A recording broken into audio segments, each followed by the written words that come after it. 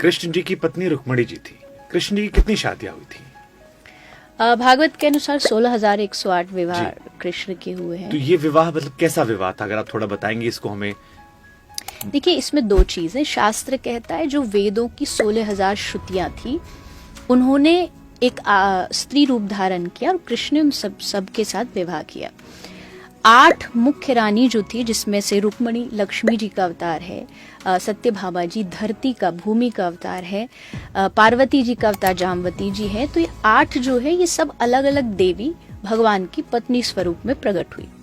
16,100 रानी, जो लोग कृष्ण के इस लीला पर उंगलियां भी उठाते हैं, तो मैं हमेशा कहती हूँ, देखो ये जो कहानी है, ये एक राक्षस था नरकासुर। उसने 16,000 कन्याओं को बंदी बनाया और सोचा इन सब के साथ ब्याह करूंगा, शादी करूं।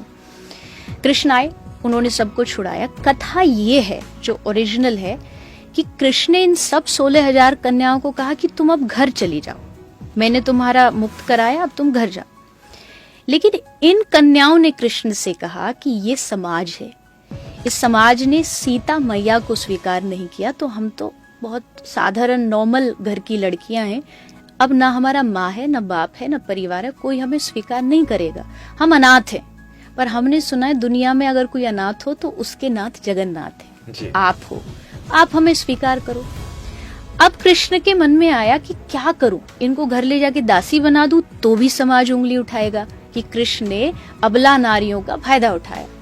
कृष्ण ने कहा, मैं तुमको इज्जत दूंगा, मैं तुमको अपना नाम दूंगा, जहां तुमको समाज स्वीकार नहीं कर रहा, तुम गर्व से कहोगी हम कौन है, कृष्ण की पत्नी, हम द्वारिकाधीश की पत्नी है। तो यहाँ कृष्ण एक बहुत बड़े नारी पूजक के रूप में माने जाते हैं कि उन्होंने नारी का सम्मान करना विश्व को समझाया है, ना कि कोई, देखो शादी आदमी क्यों करता है, कुछ उसकी अपनी इच्छाएं होती हैं, उसको पूरी करने के लिए वो विवाह करता है, चाहे उसका साथ हो, संग हो, कुछ भी ले लीजिए।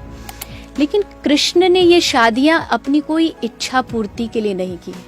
यहाँ श्री कृष्ण ने उन कन्याओं को आश्रय दिया है, उनको सहारा श्री कृष्ण बने, इसलिए ये 16,000 कन्या। और शास्त्र की बात करें तो कहते हैं कृष्ण जगतपति है, तो मेरे आपके हम सब जो जीव हैं, हम सबके पति पिता श्री ठाकुर जी हैं। तो 16,000 नहीं, भगवान की तो करोड़ों पत्नियां, हम सब अनगिनत श्री ठाकुर जी के ही हैं।